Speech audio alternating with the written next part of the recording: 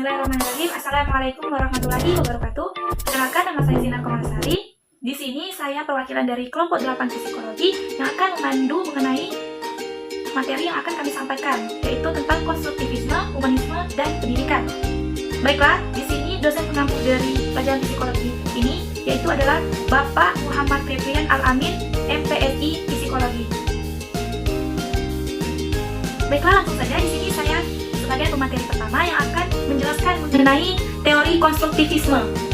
Sebelum saya menjelaskan mengenai teori konstruktivisme, di sini saya akan bertanya kepada teman-teman sekalian, apakah di sini sudah ada yang tahu apa sih yang dimaksud dengan konstruktivisme?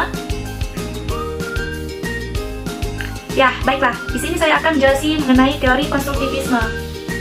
Teori konstruktivisme yaitu pembelajaran yang bersifat menciptakan suatu makna dari apa yang dipelajari. Dan teori konstruktivisme ini lebih mengarah sebagai kegiatan manusia membangun atau menciptakan serta memberi makna pada pengetahuannya sesuai dengan pengetahuan yang tidak bisa ditransfer dari guru ke orang lain yang mempunyai skema sendiri tentang apa yang diketahuinya. Baiklah, di sini saya juga akan menjelaskan mengenai ciri-ciri. Apa sih ciri-ciri dari konstruktivisme?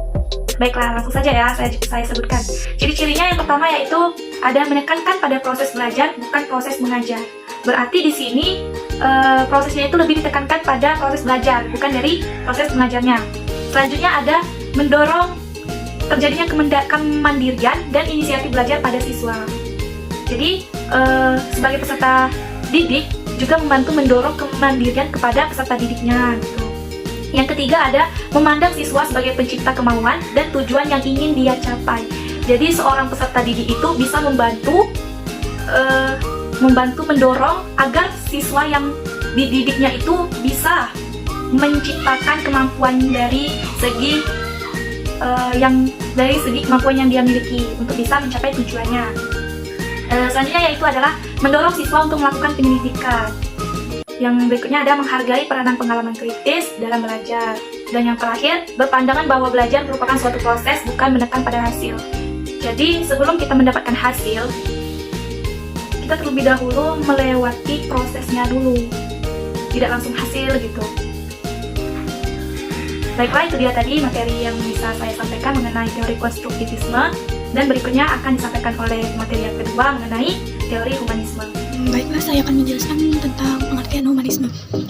Humanisme merupakan fungsi keseluruhan pribadi manusia yang melibatkan faktor intelektual dalam emosional. Motivasi belajar harus datang dari diri anak itu sendiri. Selanjutnya yaitu ciri-ciri humanisme.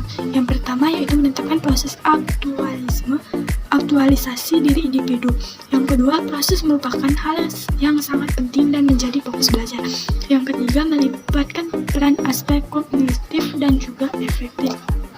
Yaitu manfaat dari humanisme. Yang pertama yaitu mengubah sikap atau perilaku individu dari awalnya tidak baik karena belum mengetahui yang baik hingga menjadi baik. Yang kedua yaitu membiasakan individu untuk berlaku secara demokratik, partisipatif, dan humanisme.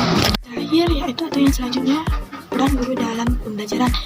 Yang pertama yaitu sebagai fasilitator bagi para peserta didiknya. Yang kedua, mendampingi peserta didik untuk memulai. Baiklah, di sini saya akan menjelaskan pengertian pendidikan. Pendidikan merupakan kebutuhan manusia. Pendidikan selalu mengalami perubahan, perkembangan, dan perbaikan sesuai dengan perkembangan segala bidang kehidupan. Ciri-ciri pendidikan. Yang pertama, memiliki kurikulum yang jelas. Yang kedua, memberi materi yang digunakan bersifat akademis. Yang ketiga, memberlakukan syarat tertentu untuk peserta didik. Dan yang keempat, proses pendidiknya cukup lama. Manfaat pendidikan. 1. Memberikan informasi dan pemahaman. 2. Menciptakan generasi penerus bangsa untuk menjadikan anak berpengetahuan akan ilmu. Dan untuk mengembangkan kemampuan membentuk watak kepribadian agar peserta didik menjadi pribadi yang bermartabat. Membangun minat dan bakat seseorang untuk kepuasan pribadi dan kepentingan masyarakat umum. Itu dia tadi. Baiklah, mungkin itu saja Pelajaran yang kelompok 8 bisa sampaikan mengenai konstruktivisme, humanisme, dan pendidikan. Lebih dan kurang, kami mohon maaf kepada Allah, kami mohon ampun. Kami akhiri. Wassalamualaikum warahmatullahi wabarakatuh.